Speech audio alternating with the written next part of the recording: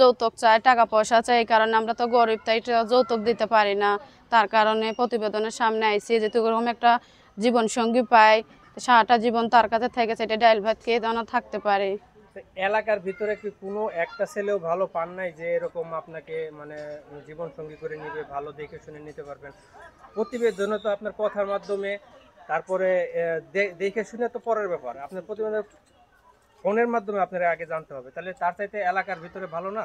এলাকার ভিতরে আইসে অনেক মানুষই কিন্তু কাইলে কি এবার যৌতুক চায়, কিন্তু কিরকম তো টাকা পয়সা আমাদের নাই, ওই রকম তো করি না। মানুষের বাড়িতে কাজ করে 200-300 টাকা পায়, ওইরকম সংসারটা চলে। তার কারণে এসে এসে চলে জায়গা যৌতুক চায়, তো আমরা তো অনেক গরিব, তো যৌতুক দিতে পারবো না, তার কারণে আইসি প্রতিবেদনের সামনে। আপনি তো অনেক সুন্দর, এই তারপরেও কি এই যৌতুকের জন্য বিয়েটা হয় না? সুন্দর হইলে কি হইব, ভাগ্য কি আর সুন্দর, ভাগ্য খারাপ দেখে তো প্রতিবেদনের সামনে আইছি। আপনি বললেন যে 200-300 টাকা যে কাজ করেন, আপনি কি কাজ করেন? বাসা বাড়িতে কাজ করি, মানুষের কাপড় চোপড় কাচি, রান্না বান্না করি, বাচ্চা রাখি। আচ্ছা, আমরা তো জানি যে আপনার বাসা বাড়িতে কাজ করলে বিশেষ করে সুন্দরী মেয়েদের অনেক ধরনের ঝামেলায় পড়তে হয়, এরকম আপনি পড়ছেন কিনা? না, কখনো এরকম পড়ি নাই। যাদের বাড়ি কাজ করি তারা অনেক ভালো, ভদ্র, কিন্তু এরকম কখনো পড়ি না। কিন্তু রাস্তাঘাট দিয়ে হাঁটা চলা করলে আসলে মনে করো মানুষ আজে বাজে কথা বলে, মাথা নিচু কইরা মনে করো কান্না কইরা পড়ি, কিছু বলতে পারি না। কিছু বলতে পারেন না, না? কিছু বলতে পারি না।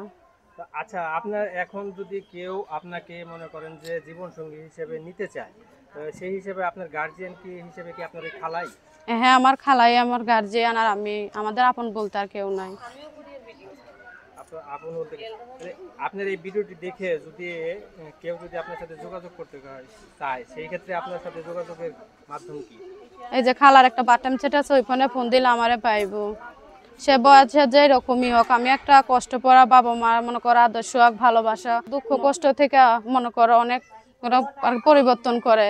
দুঃখ কষ্ট কি জিনিস এরা বুঝতে দেয় না, যেন ডাইল ভাত খেয়ে এসে সারাটা জীবন তার পাশে রাখে। আচ্ছা, এই যে আপনি যে একটা কথা বললেন, আপনার কথার রেশ ধরে আমি একটা কথা জিজ্ঞাসা করলি, বললেন যে যে কোনো বয়সে, তো আপনার বয়স এখন কত? আমার বয়স 18। 18 বছরের যুবতী হয়ে তা আপনি যদি মনে করেন যে 40, 50, 60 বছরের যদি একজন বৃদ্ধ লোক আপনাকে বিয়ে করতে চায়, আপনি বিয়ে করবেন? হ্যাঁ, অবশ্যই করবো। সে যদি আমার দায়িত্ব নেয়, সে যদি আমাকে মনে করো সারাটা জীবন তার পাশে রাখে, বয়সে কোনো কিছু যায় আসে না। তার কাছে সেটা ডাইল ভাত খেয়ে তার শুধু ভালোবাসা থাকলেই হবে। কিন্তু আপনার বয়স তো অনেক কম, তাহলে আপনি এত বয়স্ক মানুষের কাছে যাবেন কেন? এখন বয়স আর অবয়স, ভালোবাসার কাছে বয়স আর অবয়স লাগে না এখন। ভালোবাসার জন্য ভালোবাসা তো ভালোবাসাই। তাহলে কি জোয়ান ছেলেদের চাইতে কি বৃদ্ধ লোকের ভালোবাসা বেশি দিতে পারে? এখন যদি ভাগ্যে যেটা থাকবে ওইটাই মেনে নিতে হবে, ভাগ্যে যা থাকবে ওইটাই মেনে নিতে হবে। ভাগ্যের উপর ভাগ্যের উপরে নিজের জীবনকে, নিজের জীবনকে ভাগ্যের উপরে ছেড়ে দিয়েছি, ভাগ্যে আল্লাহ যেটা লাগবে সেটাই হবে। আচ্ছা আপা, আপনার যোগাযোগের নাম্বারটা কি বলতে পারবেন? এই যে খালার নাম্বার আছে, খালার নাম্বারে ফোন দিলে পাবে। বিষয় আমি জানতে চাই, অনেক মেয়েরা ভাগ্যকে মেনে নেয়, বলে মুখে বলে, কিন্তু কাজে তা মিলে না। সবাই তো আর এক না। আপনি বললেন যে বয়স্ক 60-70 বছরের লোক হইলেও আপনি যাবেন। হ্যাঁ, যাবে। আপনার বয়স কত? আমার বয়স 18। 18। আপনি 18 বছরের একটা মেয়ে একজন 60 বছরের বৃদ্ধর কাছে কি পাবে? সে যদি আমাকে খাওয়াই পরিয়ে রাখতে পারে, ভালোবাসা দিয়ে রাখতে পারে, আমার কাছে এটাই অনেক, যে আমাকে সারাটা জীবন যেন তার পাশে রাখে। যার ভালো এই যুগের মেয়েরা কেন বয়স্ক লোক খোঁজে? খোঁজে তো অনেক অভাব পেরে, অনেক কষ্ট পেরে, গরিব দেখে মনে করো, তাই মনে করো যৌতুক চায়। তো আমার ভাগ্য যেটা হবে সেটাই আমার কাছে অনেক।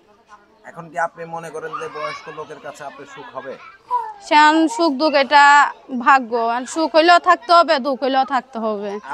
আচ্ছা, অনেকে বলে যে এই কথাগুলা মানুষ বলে প্রতারণা করার জন্য, টাকা পয়সা হাতিয়ে খাওয়ার জন্য। আসলে কি বিষয়টা কি তা কিনা? সবাই তো আর এক না, সবাই তো এক না। যদি ওই বুঝে হতো তাহলে পৃথিবীটা এখন ধ্বংস হয়ে যেত। যদি এরকম খারাপ মানুষ থাকতো, হয়তো আছে কিছু কিছু মানুষ আছে এরকম, হয়তো বা করছে, তার কারণে হয়তো বা আপনাদের কাছে বলছে, কিন্তু সবাই তো আর এক না। আচ্ছা, তো দর্শক আপনারা শুনলেন এই বোনটির কথা। যদি আপনাদের ভালো লাগে তাহলে তার সাথে সরাসরি যোগাযোগ করবেন, আমরা তার ফোন নাম্বার দিয়ে দেব ভিডিওতে।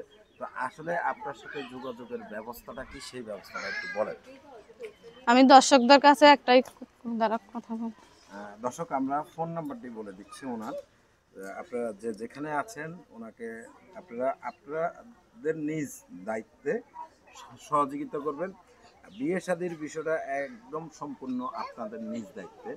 আপনারা দায়িত্ব নিয়ে বিয়ে শাদী করবেন না কি করবেন সেটা হলো আপনাদের বিষয়, কিন্তু ইউটিউব কর্তৃপক্ষ এই ধরনের কোনো দায়িত্ব নেয় না।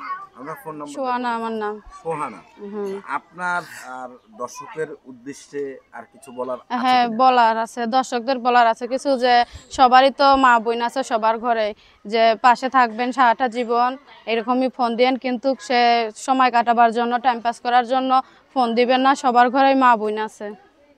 ঠিক আছে, ভালো থাকবেন। আসসালামু আচ্ছা, আলাইকুম। ওয়ালাইকুম আসসালাম।